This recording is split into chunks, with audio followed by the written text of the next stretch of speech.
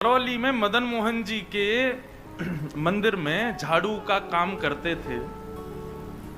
उनका नाम था काले खां। क्या नाम था?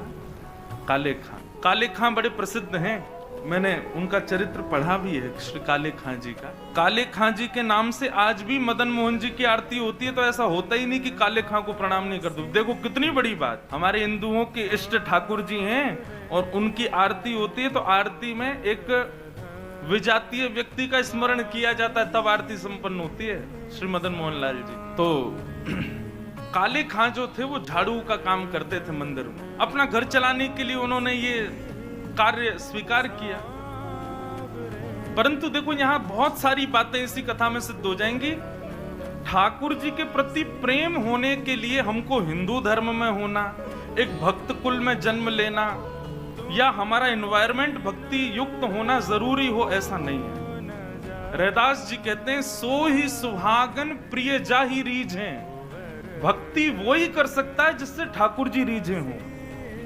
इसलिए अपने लिए ताली बजा लेना कि हम लोग कथा सुन रहे हैं, तो इसका मतलब ठाकुर जी हमसे रीझे हैं। आप अपनी इच्छा से सुन ही नहीं सकते, मैं अपनी इच्छा से सुना ही नहीं सकता।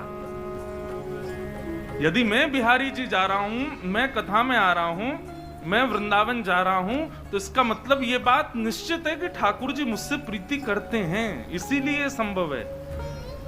वो नाराज हो जाएं तो हमारी मजाल क्या जो हम अपने बिस्तर से उठ के और कहीं नहा धो करके बिहारी जी भी चले जाएं? नहीं जा सकते।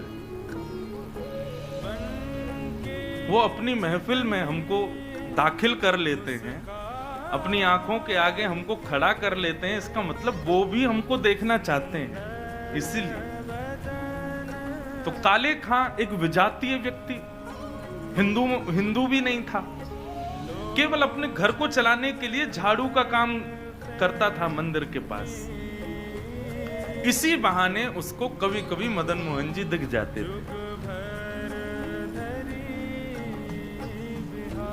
अब देखते देखते झाड़ू लगाते लगाते अब उसकी आदत में आ गया कि अब वो बिना श्याम सुंदर को देखे रह नहीं पाता। रोज मंदिर में जाता, झाड़ू लगाता और पीछे सीढ़ियों पे ही खड़ा हो जाता। अंदर तो जाने की उसको अनुमति नहीं थी, तो वहीं से भीड़ जब इधर उधर होती थी तो बीच में से थोड़ी सी झांकी श्री मदन मोहन जी की उसको दिख जाती थी। मानो उसको ऐसा लगता था उसका हृदय परम शीतल हो गया हो, परम आनंदित हो गया हो। धीरे धीरे भक्ति प्रस्फुटित होने लगी हृदय में। अब तो ये स्थिति हो गई कि मंगला में पहुंच जाता और शयन करा के ही घर आता था वापस। और इससे परिणाम ये हुआ कि पत्नी जो थी काले खां की, वो बड़ी बरसती थी। परिवार के लोग उसको काफिर बोलते थे। बोले बताओ, जन्मा हमारे कुल में, कभी खुदा को तो याद करता नहीं, वहां पत्थर पूजने चला जाता है, इस प्रकार की बातें बोलते। लेकिन उसको किसी से कोई फर्क नहीं पड़ता। वो तो और आनंदित हो गया जब उसकी पत्नी उसके बिल्कुल विपरीत होती चली गई, तो वो तो और खुश हो गया। बोले बढ़िया है, जो बीच में दोपहर में भोजन करने घर जाता था, अब उसका भी मन नहीं करता मेरा। क्यों? चिक चिक करेगी, लड़ेगी मुझसे, इससे बढ़िया मंदिर में पड़े रहो। अच्छा एक बात कहें, मैं अपनी कथा में कहा करता हूं, हमारे संबंधी यदि अनुकूल हों तो ये बिहारी जी की कृपा, लेकिन हमारे संबंधी यदि प्रतिकूल हों तो ये समझो बिहारी जी की डबल कृपा है। कथा में 3 प्रकार के लोग आते हैं। पहले इच्छुक, दूसरे आमंत्रित, जिनको निमंत्रण आमंत्रण भेजा गया है, और तीसरे जो घर परिवार और संसार से दुखी हैं।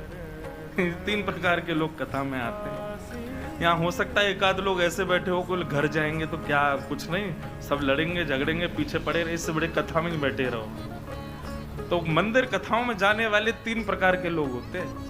इच्छुक भक्त, आमंत्रित और दुखी दुखियारे बेचारे। तो काले खां को तो और अच्छा लगता, पत्नी बेचारी ऐसी विमुख हो गई कि अब तो वो पूरा दिन ही मंदिर में ही निकालता। लेकिन काले खां की व्यवहार धर्म में एक पीड़ा थी कि उनको कोई संतान नहीं थी। घर परिवार के लोग सब उसको बहुत डांटते थे। बोले अरे तू खुदा को भजा कर, वो तुझको संतान देंगे, वो तेरे को बेटा देंगे, तू किसको भजने चला जाता है? खुदा को पुकारता ही नहीं है, इसीलिए तो तेरे बालक नहीं हो रहा। अब तो रोज की इतनी चिकचिक हो गई कि काले खां एक दिन मंदिर गया, मदन मोहन जी का श्रृंगार दर्शन कर रहा था, दूर खड़े खड़े बोले, हे मदन मोहन लाल जी, मुझे पुत्र की कामना नहीं है, मुझे संतान की कामना नहीं है, पर आपकी भक्ति करने में, आपसे प्रेम करने में बाधा बनती है मेरे परिवार के लोगों की बातें, और वो बातें तभी खत्म होंगी जब मेरे घर एक पुत्र हो जाए। हे नाथ, मुझे पुत्र की कामना नहीं, मेरी कामना तो ये कि सब चुप हो जाएं और मैं आपकी भक्ति करता रहूं, इसके लिए आप मुझे एक पुत्र दे दो। और कृपा ऐसी हुई कि कहां परिवार के लोगों ने जब ज्यादा बोलना प्रारंभ किया, तभी खबर आई कि काले खां की पत्नी जो है वो गर्भवती। पहले तो आधे लोगों के मुंह बंद हो गए। काले खां भी सबको बोल देते, बोले तुम लोग कहते हो खुदा को भजो तभी बालक होगा, दो मेरे मदन मोहन लाल जी ने भेज दी संतान, अब देखना होगी।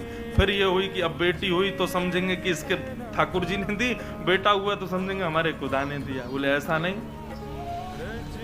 ये तो हमारे ठाकुर जी कृपा करेंगे, उन्हीं की कृपा से ही हो रहा है। और काले खां के यहां पर एक पुत्र ने जन्म लिया।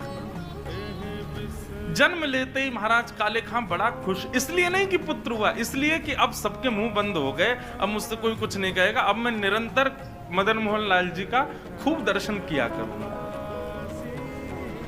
लेकिन हमारे ठाकुर जी सीधी सीधी जीवन जिए कोई, इससे ठाकुर जी को आनंद नहीं आता।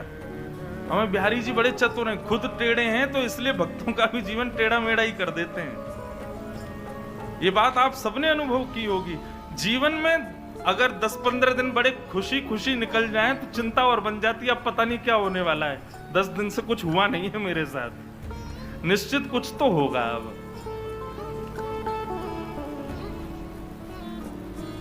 काले खां का पुत्र 8 वर्ष का हो गया, सब आनंदित था, काले खां बड़ा प्रसन्न। अब तो जन्माष्टमी भी मनाता है, राधाष्टमी भी मनाता है, रामनवमी भी मनाता है, घर वालों को नहीं बताता, बस मंदिर में जाके सब उत्सव होते हैं उसमें आनंद करता है।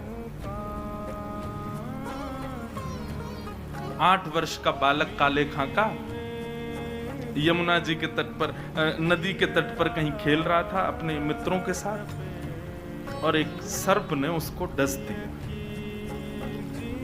सर्प के डसते ही महाराज नीला पड़ गया उसका पुत्र, बेहोश होके गिर गया। बालक दौड़े दौड़े गए काले खां के घर, काले खां तो मंदिर में था, उसकी पत्नी को जाके बताया। पत्नी रोते रोते मंदिर पहुंची, जाकर के बोली जल्दी चलो, हमारे बेटे को सर्प ने डस दिया है, वो नदी के तट पर बेहोश पड़ा है, मैं जा रही हूं उसके पास, तुम जाओ किसी झाड़ फूंक वाले को लेके आओ, हमारा बेटा मर जाएगा। लेकिन काले खां व्यस्त था ठाकुर जी की श्रृंगार आरती में, श्रृंगार आरती हो रही थी। पत्नी इतना बोल करके लौटने लगी, लौट करके उसने पीछे देखा कि आए कि नहीं, तो देखा तो काले खां तो ठाकुर जी को ही देख रहा था। पत्नी जाकर के बरसने लगी, बोले तुमको अभी भी यही दिख रहे हैं? अरे हमारा बेटा मरने वाला है, देरी करोगे, कोई झाड़ फूंक वाला नहीं पहुंचा तो उसकी मृत्यु हो जाएगी। लेकिन काले खां तो अभी भी मदन मोहन जी को ही देख रहे थे। पत्नी ने कहा, यदि मेरे पुत्र को कुछ हो गया ना, तो फिर देखना मैं क्या करती, तुम्हें और तुम्हारे इस मदन मोहन को दोनों को देखूंगी मैं। ऐसा कहकर के पत्नी तो चली गई, काले खां वहीं खड़े रहे, नेत्रों से अविरल अश्रुधार बहाने लगे, इसलिए नहीं कि पुत्र को सर्प ने डसा, इसलिए हे मदन मोहन लाल, क्यों आप चैन से नहीं बैठने देते मुझको, क्यों आप चैन से मुझे दर्शन नहीं करने देते? ये सब मुझे पता है आपकी लीलाएं हैं, और ये सब क्यों करते हो ये भी मुझे पता है, मुझे परखने के लिए कि मैं अपनी स्थिति से च्युत तो नहीं हो रहा कहीं। लेकिन मेरा पुत्र दिया आपने था तो बचाओगे भी आप ही, और पुनः कहूंगा इसलिए नहीं कि मेरा पुत्र है, इसलिए कि मैं आपसे दूर ना हो जाऊं, बस मेरे पुत्र को बचाना। संध्या आरती के बाद जैसे ही कपाट बंद हुए, काले खां नदी के तट पर पहुंचा। भीड़ इकट्ठी थी। पत्नी को जैसी पता चला, काले खां बोले आगे ओझा को नहीं लाए, झाड़ फूंक वाले को, बोले वो तो मैं भूल गया। इतना कहना हुआ कि महाराज परिवार के लोगों ने काफिर काफिर कहकर के काले खां को सुनाना प्रारंभ कर दिया। दौड़ करके गए, ओझा को लेकर के आए। जैसे ही ओझा ने आकर के उसकी नब्ज आदि देखी तो कहा ये बालक तो जीवित नहीं है, इसकी तो मृत्यु हो चुकी। सब रोने लगे। काले खां की पत्नी ने अपने पुत्र को गोद में उठाया और ले गई और मदन मोहन जी के द्वार पर जाकर के अपने पुत्र को रख दिया। बोले बहुत कहते थे मदन मोहन लाल जी ने दिया, मदन मोहन लाल जी ने दिया, तो ये जीवित करके दिखाएं इसको अब। और यदि ये जीवित नहीं हुआ, खुद भी मर जाऊंगी, तुमको भी मार दूंगी और पूरे परिवार को नष्ट कर दूंगी इन्हीं की दहली पर। तब काले खां ने मदन मोहन लाल जी को निहारा और निहार करके कुछ शब्द काले खां ने लिखे हैं, तो थोड़े उर्दू के अल्फाज, लेकिन हैं बहुत सुंदर। इनमें से कई शब्दों के अर्थ तो मुझे भी नहीं पता, उर्दू में है। पर एक बात कहें, भक्त की जब चरमोत्कृष्ट भक्ति हो जाती है ना, तो उसकी भक्ति शब्दों के रूप में निकलने लगती है।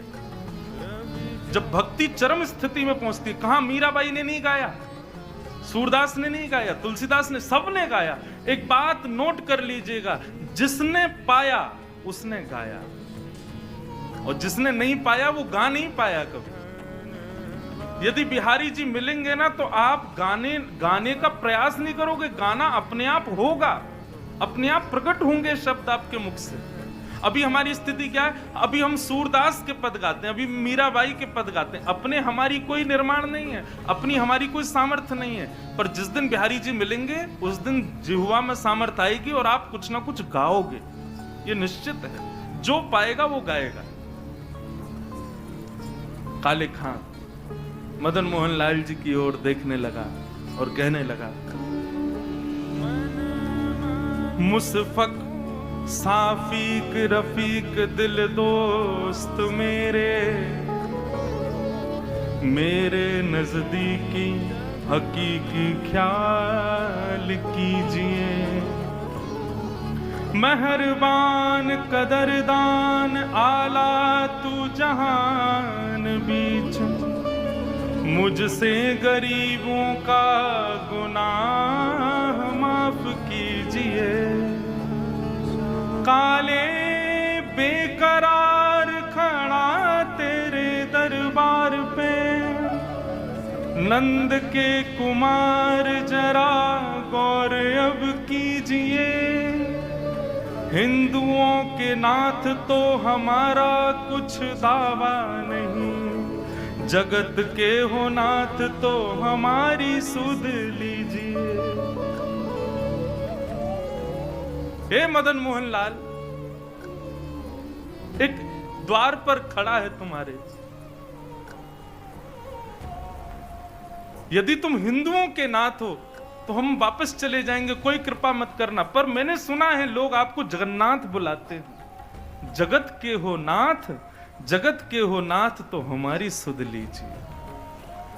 बस ये बात कहनी हुई, नेत्रों से अविरल अश्रुधार बहने लगे काले खां के, और देखते ही देखते जैसे अश्रुधार का एक बिंदु नीचे पड़े हुए काला पड़ गया था पुत्र विष के कारण, जैसे एक बिंदु जाकर के उस पुत्र के मुखमंडल पर पड़ी, पड़ते ही उसका जो काला वर्ण हो चुका था वो श्वेत होने लगा, और धीरे धीरे पुत्र ने आंख खोलनी प्रारंभ करी। उठ करके बैठ गया, देखने लगा, जल पी करके बोला, अब्बा अम्मी, जो उसके माता पिता थे उनको उन्हीं शब्द में पुकारा। बोले कि वो कहाँ गया? बोले कौन? अरे अभी जो यहाँ खड़ा था, मेरे समान छोटा सा बालक था, मेरे जैसा ही सांवला उसका वर्ण था, मोर मुकुट पहनी थी, बहुत सुंदर उसकी मुस्कान, उसके ऐसे सुंदर नेत्र थे, वो मेरा सखा है, वो मेरे गले में गलवैयां डाल करके खड़ा था, कहाँ गया वो? और ये भाव देखते ही वहां खड़े जितने लोग थे सबने मदन मोहन लाल जी को दंडवत प्रणाम किया। सब समझ गए, बोले किसने की है कृपा हमको पता है। तब से लेके आज तक श्री मदन मोहन लाल जी की आरती होती है तो आरती होते ही वहां का एक आरती पूर्ण होते ही एक पंक्ति गाई जाती है। कारे के बेटा को जब कारे ने खाया, कारे के बेटा को जब काले ने खाया, कारे की कविता सुन बेटा जिवायो है। काले खां के बेटा को जब काले नाग ने खाया तब काले खां की कविता सुन करके उसके बेटा को जिवाने वाले बोल मदन मोहन लाल की जय।